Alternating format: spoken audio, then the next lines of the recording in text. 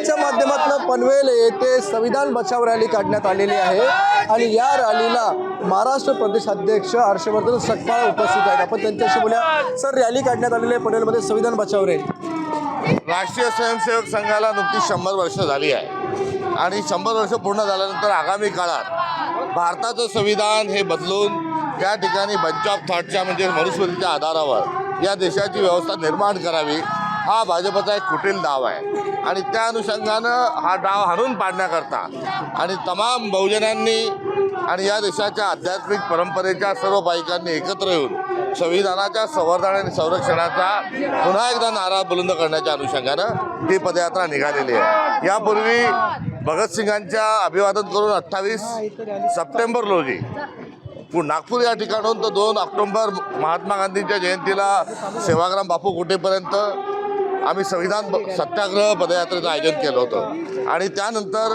संपूर्ण वर्ष आम्ही हा संविधानाचा जागर करणार आहोत आणि आज या ठिकाणी पनवेलमध्ये आमच्या या जिल्ह्यातील नेतृत्व या पदयात्रेचं आयोजन त्यांनी या ठिकाणी याच भूमिकेतून आणि याच कर्तव्यातून या ठिकाणी आयोजन केलेलं आहे।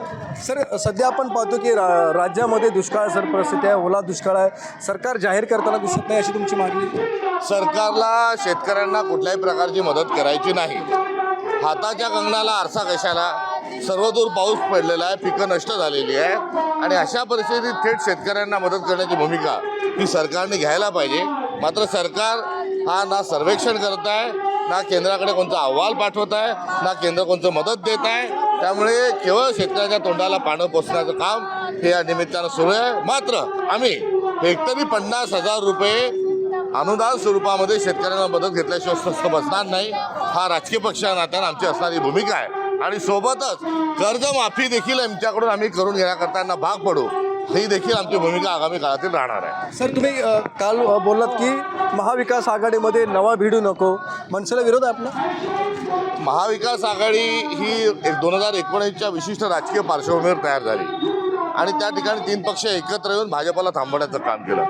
त्यानंतर राष्ट्रीय स्तरावर इंडिया अलायन्स जे आहेत हा देखील एकंदरीत संविधान बदलण्याचं कारस्थान हाणून पाडण्याकरता, लोकशाही टिकवण्याकरता आणि मोदी नावाच्या राक्षसाला धडा शिकवण्याच्या अनुषंगानं इंडिया अलायन्स गठीत झालं होतं। या दोन्हीतून जे निर्माण झालं आहे ते आहे महाविकास आघाडी आणि ही भूमिका आणि हा जो बेस आहे हा बेस त्या ठिकाणचा अद्यापर्यंत दुसऱ्या कोणत्याही पक्षाच्या अनुषंगानं हा दिसून येत नाही। त्यामुळे जो संविधान की बात करेगा वही इंडिया अलायन्स के साथ चलेगा हे असणारं जे धोरण आहे त्या धोरणाच्या अनुषंगानंच आम्ही आतापर्यंतचा आमचा प्रवास झालो आहे आणि पुढे देखील हाच प्रवास राहणार आहे आणि त्या अनुषंगानं ज्या भिडूच्या संदर्भातली जी चर्चा आहे या चर्चेकरता इंडिया अलायन्सकडे सर्व ज्यांना कोणाला येण्याच्या अनुषंगानं काही चर्चा असेल त्यांनी त्या ठिकाणी जाऊन संपर्क साधला पाहिजे। सर, मुंबई महानगरपालिका आता एकीकडे शिवसेना मनसे एकत्र आलेले आहेत तर काँग्रेस त्याच्यामध्ये नसेल? काँग्रेसने युतीचे आघाडीचे सर्व अधिकार हे स्थानिक पातळीवर दिलेले आहे। त्यामुळे स्थानिक पातळीचं आमचं नेतृत्व या संदर्भात निर्णय घेईल त्याला आमचा पूर्ण पाठिंबा राहील। नक्कीच आपण पाहतो की महाविकास आघाडी एक विशिष्ट स्वरूपामध्ये बनली होती त्यामुळे तीच यापुढे कायम राहावी आणि नवा भिडू या ठिकाणी वैचारिकदृष्ट्या नको अशा प्रकारचं स्पष्टीकरण सकपाळ यांच्याकडून देण्यात आलेलं आहे।